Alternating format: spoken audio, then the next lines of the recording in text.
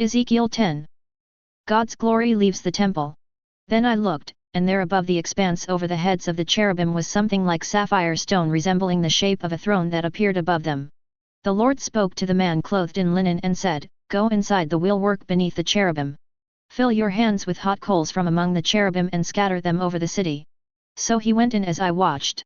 Now the cherubim were standing to the south of the temple when the man went in, and the cloud filled the inner court. Then the glory of the Lord rose from above the cherubim to the threshold of the temple. The temple was filled with the cloud, and the court was filled with the brightness of the Lord's glory. The sound of the cherubim's wings could be heard as far as the outer court. It was like the voice of God Almighty when He speaks.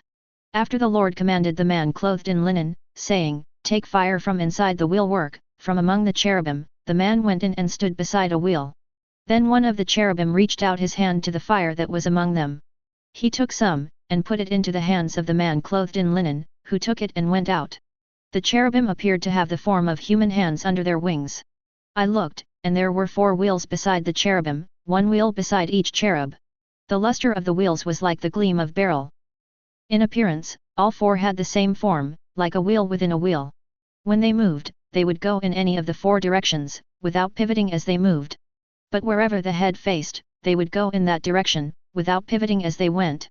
Their entire bodies, including their backs, hands, wings, and the wheels that the 4 of them had, were full of eyes all around. As I listened, the wheels were called the wheelwork. Each one had 4 faces. The first face was that of a cherub, the second that of a man, the third that of a lion, and the fourth that of an eagle. The cherubim ascended. These were the living creatures I had seen by the Chebar Canal. When the cherubim moved, the wheels moved beside them, and when they lifted their wings to rise from the earth, even then the wheels did not veer away from them.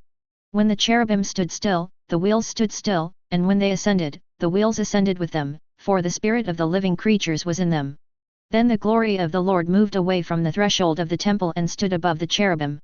The cherubim lifted their wings and ascended from the earth right before my eyes. The wheels were beside them as they went.